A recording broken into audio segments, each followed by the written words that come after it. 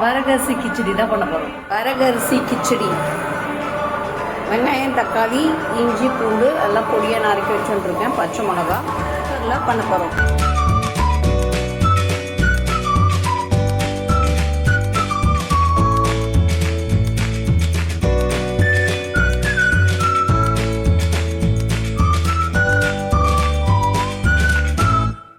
கிளாஸில் 2 கிளாஸ் வரகரிசி,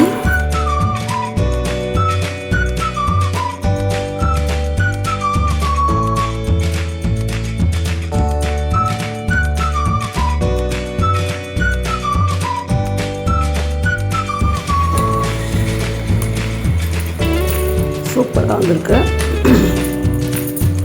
அடிப்பொடி just whistle வர வரைக்கும் கூட வெயிட் பண்ணல. அப்படியே அந்த விசில் வரதுக்கு முன்னாடி கொஞ்சம் சுலசுலன்னு அப்போ ஆஃப் பண்ணிட்டேன். நல்லா வெந்திருக்கு.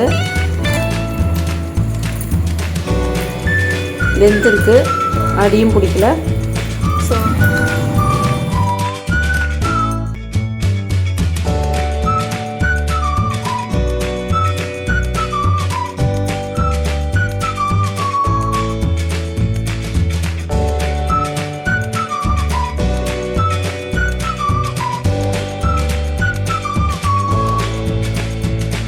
வரகரிசிக்கு நிறைய பெனிஃபிட்ஸ் இருக்குது.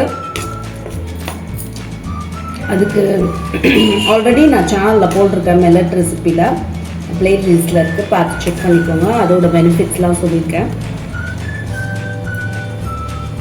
வேறு லெவலில் இருக்குது. நான் ஸ்பைஸியாக நல்லா பண்ணியிருக்கேன். மசாலாலாம் போட்டு உங்களுக்கு ஏற்ற மாதிரி எப்படி ஆடட் ஃப்ளேவர்லாம் பார்த்துக்கலாம். நான் பிரியாணி மசாலா போட்டேன், இஞ்சி பூண்டு நறுக்கி போட்டேன், கடுகு, உளுத்தம்பருப்பு, சோம்பு போட்டேன். ஸோ கருவேப்பிலை இல்லை, கொத்தமல்லி இல்லை, அதனால் நான் அப்படியே போட்டுட்டேன். வேறு லெவலில் இருக்குது. குக்கரில் ரொம்ப நேரம் விடக்கூடாது. அது சிறுதானியனாலும் சீக்கிரம் வந்துடும், பஸ்ட் ஆகிடும். தண்ணி நான் சொன்ன அளவுக்கு ஊற்றுங்க. 2 கிளாஸ் ஊற்றினேன். இதில் 2 போட்டேன். 2 கிளாஸ் சிறுதானிய வரகரிசிக்கு 5 கிளாஸ் தண்ணி ஊற்றினேன். அடியே பிடிக்காம நல்லா வந்துட்டு. ஸோ அது பார்த்திங்கன்னா ஒரு விசில் நல்லா ஃப்ளோவாக வர்றதுக்கு முன்னாடியே ஆஃப் பண்ணிடணும். அப்படியே லைட்டாக சவுண்டு வரும் பாருங்கள், ஆஃப் பண்ணிடுங்க. அவ்வளோதான். அதுக்கப்புறம் அந்த ப்ரெஷர் போனதுக்கப்புறம் ஓப்பன் பண்ணிங்கன்னா சூப்பராக அடியே பிடிக்காம நல்லா வந்துருக்கு.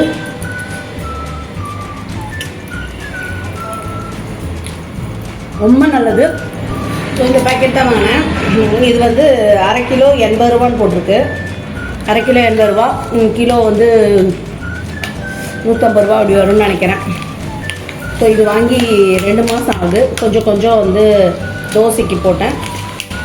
அப்புறம் இப்போது இது பண்ணியிருக்கேன். இதில் பொங்கல் கூட பண்ணால் நல்லாயிருக்கும். வரகரிசி பொங்கல் கூட நல்லாயிருக்கும்.